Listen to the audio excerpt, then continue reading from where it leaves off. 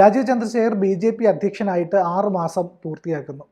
എങ്ങനെയുണ്ട് അദ്ദേഹത്തിന്റെ 6 പെർഫോമൻസ്? മാസം പൂർത്തിയാകുന്നില്ല, 6 മാസത്തിലേക്ക് എത്താൻ പോകുന്നു.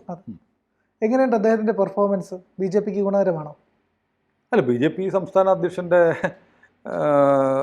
പെർഫോമൻസ് അല്ലെങ്കിൽ നിയോഗം ബി.ജെ.പിക്ക് ഗുണകരമാകാൻ വേണ്ടിയിട്ടാണ്. ഇപ്പോൾ രാജീവ് ചന്ദ്രശേഖർ ബി.ജെ.പി. അധ്യക്ഷനായി വരുമ്പോൾ 2 തരത്തിലുള്ള പ്രതീക്ഷകളുണ്ടായിരുന്നു. ഒന്ന്, അദ്ദേഹം ബി.ജെ.പി. കേന്ദ്ര നേതൃത്വത്തിൻ്റെ കാൻഡിഡേറ്റാണ്. കേന്ദ്ര നേതൃത്വം തീരുമാനിച്ചു. കാരണം ഇവിടെ കേരളത്തിലെ സംഘപരിവാറുമായി ബന്ധമുള്ള ആളല്ല. അദ്ദേഹം ശാഖയിൽ പോയിട്ടില്ല, ഒന്നും ചെയ്ത് ഡ്രില്ല് പോയിട്ടില്ല, ഒന്നുമില്ല, ഒരു ഗണഗീതം പോലും പാടിയിട്ടുണ്ടാവില്ല. അങ്ങനെയുള്ള ഒരാൾ കേരളത്തിലെ സവിശേഷ സാഹചര്യത്തിൽ ബി.ജെ.പി. അധ്യക്ഷനാകുന്നു കേന്ദ്രത്തിൻ്റെ പൂർണ്ണ മനസ്സോടെ. രണ്ടാമത്തെ കാര്യം, അദ്ദേഹം ഒരു വികസനത്തിൻ്റെ പ്രതിരൂപമായിരുന്നു. കാരണം കേരളത്തിലെ മറ്റു രാഷ്ട്രീയ പാർട്ടികളുടെ നേതൃത്വത്തിനില്ലാത്ത ഒരു കരിസ്മ രാജീവ് ചന്ദ്രശേഖരനുണ്ട്. ഇപ്പോൾ വി.ഡി. സതീശനാണെങ്കിലും പിണറായി വിജയനാണെങ്കിലും അല്ലെങ്കിൽ ഗോവിന്ദനാണെങ്കിലും അവരൊക്കെ എന്താണ് ഗോവിന്ദൻ മാഷ് എന്നൊക്കെ വിളിക്കുക. എന്ത് മാഷ്? ഡ്രില്ല് മാഷല്ലായിരുന്നോ? അപ്പം ഡ്രില്ല് മാഷ് മോശമാണെന്നല്ല അർത്ഥത്തിലല്ലേ പറഞ്ഞത്. പക്ഷേ അവരെയൊക്കെ അപേക്ഷിച്ച് രാജീവ് ചന്ദ്രശേഖരൻ്റെ സ്റ്റേച്ചർ കുറച്ച് മുകളിലായിരുന്നു. അദ്ദേഹം രാജ്യത്തിൻ്റെ ടെക്നോളജി, പ്രത്യേകിച്ച് ഇൻഫ്രാസ്ട്രക്ചർ എന്ന് മാത്രമല്ല ആധുനിക ടെക്നോളജി, IT അടക്കമുള്ള മേഖലയിൽ മുൻപേ പറന്ന ഒരു പക്ഷിയാണ്. അപ്പോൾ BPL മൊബൈലിൻ്റെ കാര്യത്തിലാണെങ്കിലും അങ്ങനെ എല്ലായിടത്തും നോക്കിയാൽ. അപ്പോൾ ഇന്ത്യയിലൊരു ടെക്നോളജിയുടെ രംഗത്ത് ഇന്ത്യയിൽ അറിയപ്പെടുന്ന ഒരു ടെക്നോക്രാറ്റ് ആയിട്ടുള്ള രാജീവ് ചന്ദ്രശേഖർ വരുമ്പോൾ ബി.ജെ.പിക്ക് പുറത്തുള്ള പ്രത്യേകിച്ച് ചെറുപ്പക്കാർക്കിടയിൽ ഒരു പുതിയ ഇമേജ്, കൊള്ളാം എന്നൊരു ഇമേജ് ഉണ്ടാക്കാൻ രാജീവ് ചന്ദ്രശേഖറിൻ്റെ വരവ് സഹായിച്ചിട്ടുണ്ട്. അപ്പോൾ മാത്രമല്ല, ഈ എതിർകക്ഷികളൊക്കെ പറയുന്ന പോലെ ബി.ജെ.പിയിൽ ഗ്രൂപ്പീസുമൊക്കെ ഉണ്ടെന്നൊക്കെ പറയുന്ന ഒരു പ്രചാരണം ഉണ്ടല്ലോ. ഈ ചില ബി.ജെ.പി. ഓൺലൈൻ സംഘികൾ തന്നെ ബി.ജെ.പിയെ KJP എന്നൊക്കെ വിളിക്കുന്ന ആളുകൾ നമ്മൾ കണ്ടിട്ടുണ്ട്. നമുക്ക് അതിനോടൊന്നും യോജിപ്പ്, അത്തരക്കാരോട് നമുക്ക് പുച്ഛമേ ഉള്ളൂ.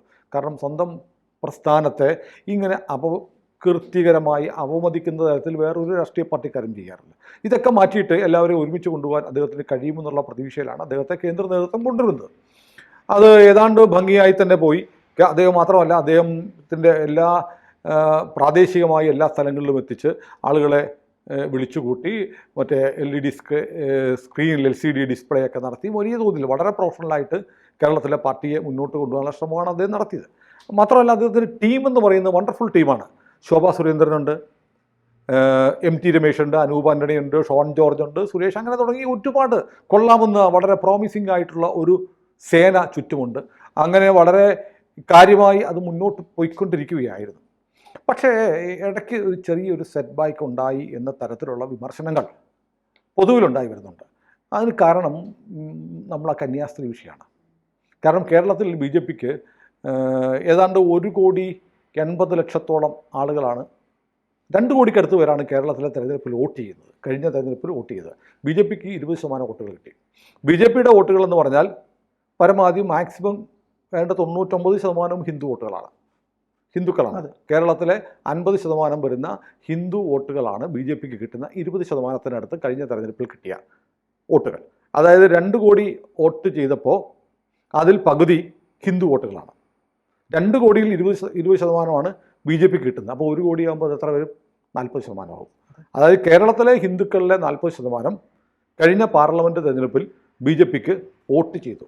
കാരണം ക്രമാനുഗതമായി വളർന്ന് 20% എന്ന് പറഞ്ഞ മാജിക് ഫിഗറിലേക്ക് എത്തിച്ചത് കെ. സുരേന്ദ്രൻ സംസ്ഥാന അധ്യക്ഷനായിരിക്കുമ്പോഴാണ്. അങ്ങനെ വളരെ ചടുലമായ തീരുമാനങ്ങളിലൂടെ സുരേന്ദ്രൻ്റെ ഒരു ആക്ഷൻ പ്ലാൻ ഉണ്ടായിരുന്നില്ല. സുരേന്ദ്രൻ ഇപ്പോൾ നമ്മൾ ഈ ബി.ജെ.പി. അധ്യക്ഷ സ്ഥാനം ഒഴിഞ്ഞതിന് ശേഷമുള്ള സുരേന്ദ്രൻ്റെ ഒരു പെർഫോമൻസ് പഴയ ശബരിമല സമരകാലത്ത് കണ്ട സുരേന്ദ്രനെ നമ്മൾ തിരിച്ചു കണ്ടു. അതും ശ്രദ്ധിക്കപ്പെടേണ്ട ഒരു കാര്യമാണ്. അപ്പോൾ അങ്ങനെ വന്ന അതിനൊരു കെ. സുരേന്ദ്രൻ്റെ ഒരു നിർണായകമായ പങ്കുണ്ട്. എന്തൊക്കെ ആക്ഷേപം അദ്ദേഹത്തെക്കുറിച്ച് ചില ആളുകൾ പറഞ്ഞു പരത്തിയാലും സുരേന്ദ്രൻ കേരളത്തിലെ പാർട്ടിയുടെ വോട്ട് ഷെയർ ഒരു മാക്സിമം എത്തിച്ച സംസ്ഥാന അധ്യക്ഷനാണ്. അപ്പോൾ അതിനു മുമ്പ് വന്നവരുടെ കോൺട്രിബ്യൂഷൻ ഉണ്ട്, അതിൽ ചവിട്ടി നിന്ന് തന്നെയാണ് ചെയ്തിരിക്കുന്നത്. ആരെയും തള്ളി പറയുകയല്ല, നമ്മുടെ ഒരു നിരീക്ഷണത്തിൽ. അങ്ങനെ വന്ന ഒരു ഭദ്രമായ ഒരു വോട്ട് ഷെയർ ഉള്ള പാർട്ടിയെയാണ് രാജീവ് ചന്ദ്രശേഖറിന് കിട്ടുന്നത്. കാരണം അപ്പോൾ നമ്മൾ ആലോചിക്കേണ്ടത്, എന്തൊക്കെ പറഞ്ഞാലും കേരളത്തിലെ നമ്മൾ ന്യൂനപക്ഷത്തിൻ്റെ പേരിലൊക്കെ പറഞ്ഞ് എന്ത് പ്രചാരണം നടത്തിയാലും അത് നാമമാത്രമായേ കേരളത്തിൽ കിട്ടുന്നുള്ളൂ, ഇനി കിട്ടാനും പോകുന്നുള്ളൂ. കേരളത്തിലെ ക്രൈസ്തവരിൽ ഭൂരിപക്ഷവും ബി.ജെ.പിക്ക് അനുകൂലമായി വോട്ട് ചെയ്യും എന്ന് കരുതുന്ന ഒരു വലിയ മൗഢ്യമാണ്. അത് നമ്മൾ തിരിച്ചറിയേണ്ട ഒരു വസ്തുതയുണ്ട്. അത് ബി.ജെ.പി. തിരിച്ചറിയേണ്ട വസ്തുതയുണ്ട്. ബി.ജെ.പിക്ക് വോട്ട് ചെയ്യുന്ന ക്രൈസ്തവർ എന്തുകൊണ്ട് BJPക്ക് വോട്ട് ചെയ്തു എന്ന് നമ്മൾ ആലോചിക്കണം. എന്തുകൊണ്ടാണ് ക്രിസ്ത്യാനികളിൽ ഒരു വിഭാഗം BJPക്ക് വോട്ട് ചെയ്യുന്നത്? കാരണം കേരളത്തിലെ ഇടത് വലത് മുന്നണികൾ നിരന്തരം നടത്തിക്കൊണ്ടിരിക്കുന്ന മുസ്ലിം പ്രീണനം. കാരണം ഈ രാജ്യത്തെ ന്യൂനപക്ഷം എന്ന് പറഞ്ഞാൽ മുസ്ലിങ്ങൾ മാത്രമാണ്, അവരെ മാത്രം പരിഗണിച്ചാൽ മതി എന്ന തരത്തിലേക്ക് അവർക്കു വേണ്ടി നിരന്തരം എടുക്കുന്ന വിടുപണി കണ്ടും മടുത്ത് ആണ് ക്രൈസ്തവരിൽ ഒരു വിഭാഗം ഈ രണ്ട് മുന്നണിക്കുമെതിരായി BJPക്ക് അനുകൂലമായി നിലപാടെടുക്കുന്നത്. അതിനൊരു ദേശീയതയുണ്ട്. കാരണം അവർ നമ്മുടെ രാജ്യത്തിൻ്റെ പൊതു നില, രാജ്യം ഇങ്ങനെ നിലനിൽക്കണം, ഞാൻ ഇന്ത്യക്കാരനാണ്, ഇവിടെ ഒരു പ്രത്യേക മതവിഭാഗം അവരുടെ നിയമങ്ങളും അവരുടെ തിട്ടൂരങ്ങളും നടപ്പാക്കാൻ ശ്രമിക്കുമ്പോൾ രാജ്യം ആണ് പ്രധാനം എന്ന് ചിന്തിക്കുന്ന ക്രൈസ്തവരാണ് BJPക്ക് അനുകൂലമായിട്ടെടുക്കുന്നത്. ഇപ്പോൾ തൃശ്ശൂരൊക്കെ ആണെങ്കിൽ പോലും സുരേഷ് ഗോപി എടുത്തിട്ടുള്ള നിലപാടുകൾ തങ്ങളുടെ കൂടെ നിൽക്കുന്നു. അതിലൊക്കെ ഉപരി ഈ പറയുന്ന പൊളിറ്റിക്കൽ ഇസ്ലാമിന് വിടുപണി ചെയ്യുന്ന മുന്നണിക്കെതിരായിട്ടുള്ള വോട്ട്, ആ നിലപാടെടുത്ത ക്രൈസ്തവരാണ് BJPക്ക് അനുകൂലമായിട്ട് കഴിഞ്ഞ തെരഞ്ഞെടുപ്പുകളിൽ വോട്ട് ചെയ്തിട്ടുള്ളത്. അവർ എന്തൊക്കെ വന്നാലും അവർ തിരിച്ചു പോകാനും പോകുന്നില്ല. ക്രൈസ്തവരിൽ തന്നെ നമുക്കറിയാം, ഈ ക്രൈസ്തവ വിശ്വാസികളായ ആളുകളിൽ തന്നെ ഒരു വിഭാഗം ആളുകൾ ഈ നിർബന്ധിത മതപരിവർത്തനത്തിനൊക്കെ എതിരാണ്. എന്ത് കാര്യത്തിന് അവൻ്റെ വിശ്വാസത്തിന് പോട്ടെ, നമ്മൾ നമ്മുടെ കാര്യങ്ങളുമായിട്ട് പോട്ടെ. ഈ മതം മാറ്റ ലോബി എന്ന് പറയുന്ന ഒരു വിഭാഗത്തെ ഭൂരിപക്ഷം ക്രൈസ്തവരും അംഗീകരിക്കുന്നില്ല എന്നതും ശരിയാണ്. അതുകൊണ്ട് BJPക്ക് കിട്ടാവുന്ന ക്രൈസ്തവ വോട്ടുകൾ ഇപ്പോൾ തന്നെ കിട്ടിയിട്ടുണ്ട്. ചിലപ്പോൾ 1-2% കൂടെ കിട്ടും. എന്നിരിക്കെ വളരെ പെട്ടെന്ന് ഛത്തീസ്ഗഡിലെ ഒരു കന്യാസ്ത്രീ വിഷയം വന്നപ്പോൾ ഇങ്ങനെ ചാടി പുറപ്പെടേണ്ടിയിരുന്നോ എന്ന് ആലോചിക്കുന്നുണ്ട് കേരളത്തിലെ BJP വോട്ടർമാരിൽ. BJPക്ക് വോട്ട് ചെയ്തവരിൽ, ഞാൻ BJPക്കാരിൽ നിന്നല്ല പറയുന്നത്, BJPക്കാരും BJPക്ക് വോട്ട് ചെയ്യുന്നവരും രണ്ട് തരത്തിലുള്ള ആളുകളാണ്. ഒരു ഹിന്ദു മനസ്സുള്ള ആളുകൾ BJP എന്ന് പറയുന്ന പാർട്ടിയാണ് കേരളത്തിൽ വലിയ അരക്ഷിതാവസ്ഥ, അവഗണന ഒക്കെ അനുഭവിക്കുന്ന, ഭൂരിപക്ഷമായിട്ട് പോലും ഒരു രണ്ടാം തരം പൗരന്മാരായി കമ്മ്യൂണിസ്റ്റുകാരുടെയും ഇസ്ലാമിസ്റ്റുകളുടെയും മെക്കിട്ട് കയറ്റത്തിന് നിശബ്ദരായി വിധേയരായി കൊണ്ടിരിക്കുന്ന ഒരു ഹിന്ദു സമൂഹം BJP ഒരു രക്ഷകരായി കാണുന്നുണ്ട്. പക്ഷേ തങ്ങൾക്ക് പല ഘട്ടത്തിലും കിട്ടാത്ത സംരക്ഷണം ഛത്തീസ്ഗഡിൽ ഒരു വിഷയം ഉണ്ടായപ്പോൾ BJP ചാടിക്കയറി ചെയ്യേണ്ടിയിരുന്നോ എന്ന് ചിന്തിക്കുന്ന ഒരു വിഭാഗം ആളുകൾ കേരളത്തിലുണ്ട്. ഇത് സത്യമാണ്. കാരണം സോഷ്യൽ മീഡിയ കണ്ടറിയാം. സോഷ്യൽ മീഡിയയിൽ അന്ന് ഇവിടെ ഛത്തീസ്ഗഡിലേക്ക് പോയി കന്യാസ്ത്രീകളെ മോചിപ്പിക്കാൻ വേണ്ടി NIA കേസ് വരെ ഒഴിവാക്കി കൊടുത്തിട്ടാണ് അവർ ഊരിക്കൊണ്ടുവന്നത്. രാജീവ് ചന്ദ്രശേഖരനോട് ഇവിടെ ഉത്തരവാദപ്പെട്ട സഭാ നേതൃത്വത്തിലെ പുരോഹിതന്മാർ, ബിഷപ്പുമാർ ആവശ്യപ്പെട്ടിട്ടാണ് അദ്ദേഹം അത് ചെയ്തത്. പക്ഷേ അങ്ങനെ ഞങ്ങൾ ആവശ്യപ്പെട്ടു, അതിനുവേണ്ടി രാജീവ് ചന്ദ്രശേഖർ, അനൂപ് ആന്റണി അടക്കമുള്ളവരെ അവിടെ വിട്ട് അവിടെ വളരെ സമർത്ഥമായ ഇടപെടൽ നടത്തി. പ്രോസിക്യൂഷൻ കസ്റ്റഡിയിൽ വേണ്ട എന്ന് പറഞ്ഞതുകൊണ്ട് മാത്രമാണ് ഈ കന്യാസ്ത്രീകൾക്ക് ജാമ്യം കിട്ടിയത്. പക്ഷേ രാജീവ് ചന്ദ്രശേഖരനെയും ടീമിനോടും നന്ദികേട് കാണിച്ചു കേരളത്തിലെ സഭ. ഞങ്ങൾ ആവശ്യപ്പെട്ട പ്രകാരം ഇവർ പ്രവർത്തിച്ചു എന്ന് ഇവർ അക്നോളജ് ചെയ്തില്ല. അതിനുശേഷം അവരെ പുറത്തിറക്കിക്കൊണ്ട് വന്നപ്പോൾ അതിനൊരു നന്ദി വാക്ക് പറഞ്ഞില്ല. ആകെ നന്ദി വാക്ക് പറഞ്ഞ പാംപ്ലാനി പിതാവിനെ സംയുക്തമായി ആക്രമിച്ചപ്പോൾ സഭ അതിശക്തമായി പ്രതിരോധിച്ചില്ല. പാംപ്ലാനി മാത്രമാണ് BJP എടുത്ത നിലപാടിനോട് അനുഭാവപരമായ ഒരു സ്റ്റേറ്റ്മെൻറ്റ് എടുത്തത്. ബാക്കിയുള്ള പലരും നിങ്ങൾ തന്നെ അറസ്റ്റ് ചെയ്തു, നിങ്ങൾ തന്നെ വിട്ടയച്ചു, എന്ത് കാര്യം എന്ന തരത്തിലുള്ള കാമ്പയിൻ ഇവിടുത്തെ പള്ളിയച്ചന്മാരുൾപ്പെടെ ചില ബിഷപ്പുമാരുൾപ്പെടെ നടത്തി. കാരണം BJP ഉപയോഗിച്ചു രാജീവ് ചന്ദ്രശേഖരൻ്റെ കാല് പിടിച്ച് അദ്ദേഹത്തെ കൊണ്ട് ഇത് ചെയ്യിച്ചതിന് ശേഷം തികഞ്ഞ നന്ദികേട് കാണിച്ചു. അപ്പോൾ ഒന്ന്, ആവശ്യമില്ലാത്ത ഒരു കാര്യത്തിൽ ഇടപെട്ടു എന്നുള്ള ഒരു വികാരം BJP വോട്ട് ചെയ്ത ഒരു ഹൈന്ദവ സമൂഹത്തിനുണ്ട്. രണ്ട്, അങ്ങനെ ചെയ്തിട്ട് ഫലമുണ്ടായോ? എന്നിട്ട് അരിയും തിന്ന് ആശാരിച്ചിയും കടിച്ചു, പിന്നെയും നായ്ക്ക് മുറുമുറുപ്പെന്ന് പറഞ്ഞ പോലെ പിന്നെയും BJPയെ ചീത്ത പറയുന്നത് കണ്ടപ്പോൾ ഇങ്ങനെ മനോവിഷമം തോന്നിയ ആളുകൾക്ക് BJPയോട് നീരസം തോന്നി എന്നത് ഒരു പ്രധാനപ്പെട്ട ഘടകമാണ്. ഇവിടെ നമ്മൾ ശ്രദ്ധിക്കേണ്ട വേറെ കാര്യമുണ്ട്. KP Sasikala teacher, TP Senkumar, പിന്നെ RK ബാബു അടക്കമുള്ള ഹൈന്ദവ സംഘടനകളുടെ നേതാക്കന്മാർ, അനിൽ വിളയിൽ, അഡ്വക്കേറ്റ് അനിൽ, വിശ്വ ഹിന്ദു പരിഷത്തിൻ്റെ സംസ്ഥാന ജനറൽ സെക്രട്ടറി ഉൾപ്പെടെയുള്ള ആളുകൾക്ക് ഈ നിലപാടിനോട് അഭിപ്രായ വ്യത്യാസം ഉണ്ടായിരുന്നു. അപ്പോൾ അവരുടെ അഭിപ്രായങ്ങൾ നമ്മൾ ഇതിനകത്ത് ഇടപെടേണ്ടിയിരുന്നില്ല, അത് തെറ്റായിപ്പോയി, മതപരിവർത്തനത്തെ ഞങ്ങൾ അംഗീകരിക്കുന്നില്ല എന്ന തരത്തിൽ അവർ നടത്തിയ പ്രസ്താവന. ശശികല ടീച്ചർ പറഞ്ഞു, ഞങ്ങൾക്ക് കേരളത്തിലെ ഏറ്റവും കൂടുതൽ കേസുകളുള്ള 3 പേരാണ്. Sasikala teacher, KSR, K Surendran, 4 പേര്, JSR കുമാർ അല്ലേ, ഇവരൊക്കെയാണ് ഏറ്റവും കൂടുതൽ കേസുകളിൽ പെട്ടത്. ഇവരെ ആരെയെങ്കിലും കേസുകളിൽ നിന്ന് ഒഴിവാക്കണമെന്ന് ആവശ്യപ്പെട്ട് BJP-യോ അല്ലെങ്കിൽ ഏതെങ്കിലും സംഘടന ഇത്രയും വലിയ ഇടപെടലൊന്നും നടത്തിയിട്ടില്ല. അപ്പോൾ ഞങ്ങളാരും അതിനുവേണ്ടി പോയിട്ടില്ല. എന്തിനു പോയി എന്ന തരത്തിൽ ഹിന്ദു സംഘടനാ നേതാക്കന്മാർ നടത്തിയ സ്റ്റേറ്റ്മെൻറ്റുകൾ ഈ പറയുന്ന പോലെ BJP-ക്ക് വോട്ട് ചെയ്യുന്ന ഹിന്ദു മനസ്സുള്ള ആളുകളെ ഒന്ന് സ്റ്റെപ്പ് ബാക്ക് ചെയ്യിച്ചു. ഇതൊരു സെറ്റ് ബാക്കാണ്. ഇങ്ങനൊരു സെറ്റ് ബാക്ക് BJP-ക്ക് ഉണ്ടായിട്ടുണ്ട്. കാരണം കഴിഞ്ഞ പ്രാവശ്യം BJP-ക്ക് വോട്ട് ചെയ്ത 20% ഒരു ചെറിയ പെർസെൻറ്റേജ് അതൃപ്തരാണ്. ഇതൊരു ഫാക്റ്റാണ്. ഇത് രാജീവ് ചന്ദ്രശേഖറും അദ്ദേഹത്തിൻ്റെ ടീമും മനസ്സിലാക്കണം. കാരണം എനിക്ക് തോന്നുന്നു, ഞാൻ സ്വകാര്യമായി നമുക്ക് അടുപ്പമുള്ള RSSൻ്റെ ആളുകൾ പോലും പറഞ്ഞിട്ടുണ്ട്, ഒരാവശ്യമില്ലാത്ത കാര്യമാണ്, ഇത്രയൊന്നും ആവേശം കാണിക്കേണ്ടിയിരുന്നില്ല എന്ന തരത്തിലുള്ള വർത്തമാനങ്ങൾ സ്വകാര്യമായി നമ്മളോടൊക്കെ പറഞ്ഞിട്ടുണ്ട്. പ്രിയനും അറിയാമല്ലോ. അപ്പോൾ അതൊരു സെറ്റ് ബാക്ക് ഉണ്ട്. അപ്പോൾ അത് എങ്ങനെ ക്യൂർ ചെയ്യും, പരിഹരിക്കപ്പെടും അടുത്ത പഞ്ചായത്ത് ഇലക്ഷന് മുമ്പ് എന്ന് പ്രധാനപ്പെട്ട കാര്യം. ഇത് തിരിച്ചറിയുന്നുണ്ട് ആര്? CPM. ഇതുകൂടി കണക്കിലെടുത്തിട്ടാണ് നമ്മൾ ഈ അയ്യപ്പ സംഗമത്തിനെ ആക്ഷേപിക്കുമ്പോൾ ഈ സമയത്ത് തന്നെ ഇത് കൊണ്ടുവരാനുള്ള കാരണം തെരഞ്ഞെടുപ്പ് തന്നെയാണ്. പക്ഷേ ഹിന്ദു മനോഭാവമുള്ള BJP-ക്ക് വോട്ട് ചെയ്യുന്ന ആളുകൾക്കിടയിൽ BJP-യോട് ഒരു നീരസമുണ്ട് എന്നുകൂടി മനസ്സിലാക്കിയിട്ടാണ് CPM ഇപ്പോൾ ഈ അയ്യപ്പ സംഗമം നടത്തുന്നത്.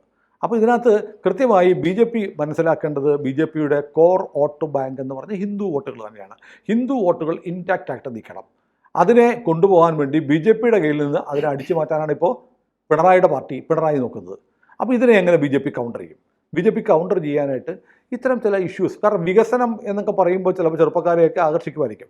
പക്ഷേ കേരളത്തിലെ ഹിന്ദു വോട്ടർമാർക്ക് അല്ലെങ്കിൽ BJP ആണ് ഏക പ്രതീക്ഷ എന്ന് കരുതുന്ന ആളുകൾക്ക് തങ്ങളെ രക്ഷിക്കാൻ തങ്ങൾക്ക് വേണ്ടി നിലപാടെടുക്കേണ്ടുന്ന BJP മറ്റുള്ളവരടുത്ത് പോയി വിടുപണി ചെയ്യണോ എന്നൊരു ആലോചനയുണ്ട്. ഇത് പരിഹരിക്കപ്പെടേണ്ട ഒരു പ്രശ്നമാണ്. BJP ഒരു രാഷ്ട്രീയ പാർട്ടിയാണ്. BJP ഒരു ഹിന്ദു പാർട്ടിയുമല്ല. ഹിന്ദുത്വ എന്നുള്ള ആശയം സ്വീകരിച്ചിട്ടുണ്ടെങ്കിൽ പോലും ഹിന്ദു പാർട്ടി, ഹിന്ദുക്കൾക്ക് മാത്രം പ്രവർത്തിക്കാൻ കഴിയുന്നൊരു പാർട്ടിയൊന്നുമല്ല BJP. ഒരു ദേശീയ പാർട്ടിയാണ്.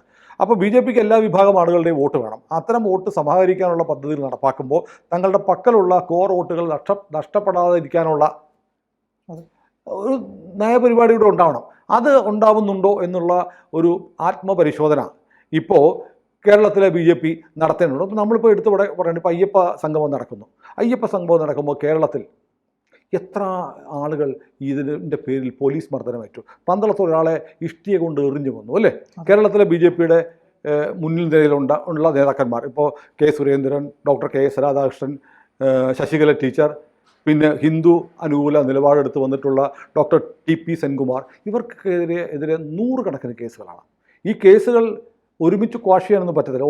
ഓരോന്നും പ്രത്യേക കേസുകളായതുകൊണ്ട് ഇവർ ഓരോരുത്തരും കോടതി കയറി ഇറങ്ങി ഈ കേസുകൾ റദ്ദാക്കാനുള്ള നീക്കത്തിലേക്ക് പോകണം. എത്ര സമയം അതിനുവേണ്ടി ചിലവഴിക്കേണ്ടി വരും? അപ്പോൾ ഇതൊക്കെ ഒരു വലിയ പ്രശ്നമാണ്. ഇതൊക്കെ പരിഹരിക്കുന്ന കാര്യത്തിൽ, ഇതിലൊക്കെ ഇടപെടുന്ന കാര്യത്തിൽ BJPയുടെ സംസ്ഥാന അധ്യക്ഷൻ്റെ ഒരു അറ്റൻഷൻ ഉണ്ടാവണം. കാരണം BJPക്ക് ക്രൈസ്തവ വോട്ടുകൾ മുഴുവൻ ബ്ലോക്കാക്കി കിട്ടിയിട്ട് BJP കേരളം ഭരിക്കാനൊന്നും പോകുന്നില്ല.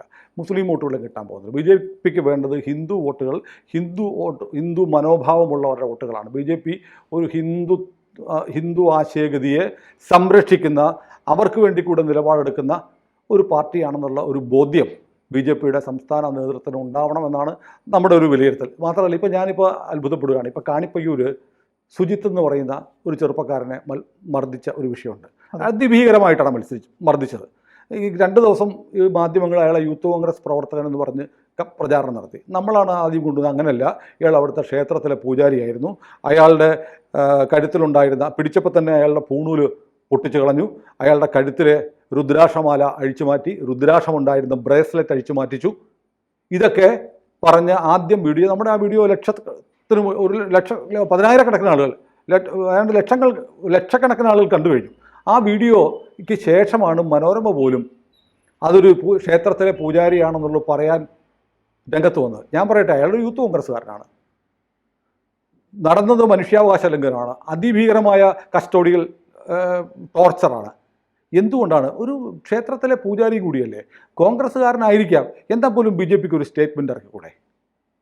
അത് കോൺഗ്രസ് അവിടെ വരുമ്പോഴത്തേക്ക് ഒരു ക്ഷേത്രത്തിലെ ജീവനക്കാരൻ കൂടിയായ ഇയാളെ കോൺഗ്രസ്സുകാരനായിക്കോട്ടെ, കോൺഗ്രസ്സുകാരൻ്റെ വോട്ടും കോൺഗ്രസ്സുകാരനായ ഹിന്ദുവിൻ്റെ വോട്ടും നാളെ BJPക്ക് കിട്ടണ്ടേ? അപ്പോൾ ഇങ്ങനെയുള്ള ഒരു വിവേകപൂർണമായ ഭാവനാപൂർണമായ ഒരു നിലപാട് കൂടെ കേരളത്തിലെ BJP നേതൃത്വത്തിന് ഉണ്ടാവണം എന്നാണ് എനിക്ക് തോന്നുന്നത്. ഏതായാലും രാജീവ് ചന്ദ്രശേഖരനെ വിലയിരുത്താനോ മാർക്കിടാനുള്ള സമയമായിട്ടില്ല. അദ്ദേഹത്തിന് കേരളത്തിൻ്റെ BJPയുടെ അധ്യക്ഷൻ എന്ന നിലയിൽ പാർട്ടിയെ സമർത്ഥമായി കൊണ്ടുപോകാൻ കഴിയും എന്ന് തന്നെയാണ് BJPയെ സ്നേഹിക്കുന്ന എല്ലാവരും കരുതുന്നത്. അദ്ദേഹത്തിന് അതിന് കഴിയട്ടെ. BJPയുടെ വോട്ട് ബാങ്ക് എന്ന് പറഞ്ഞാൽ BJPക്ക് വോട്ട് ചെയ്യുന്നത് 98% വോട്ടുകളും ഹിന്ദുക്കളുടേതാണ് എന്ന് BJPയിലുള്ള എല്ലാ ആളുകൾക്കും, BJP നേതൃത്വത്തിലുള്ള എല്ലാ ആളുകളും ആവർത്തിച്ച് ഓർമ്മിക്കേണ്ടതാണ് എന്ന് പറഞ്ഞ് നമുക്ക് ഈ വർത്തമാനം അവസാനിപ്പിക്കാം. കൂടുതൽ വാർത്തകളും വിശേഷങ്ങളും നിങ്ങളിലേക്ക് എത്താൻ ABC മലയാളം സബ്സ്ക്രൈബ് ചെയ്യുക, ബെൽ ബട്ടണും അമർത്തുക.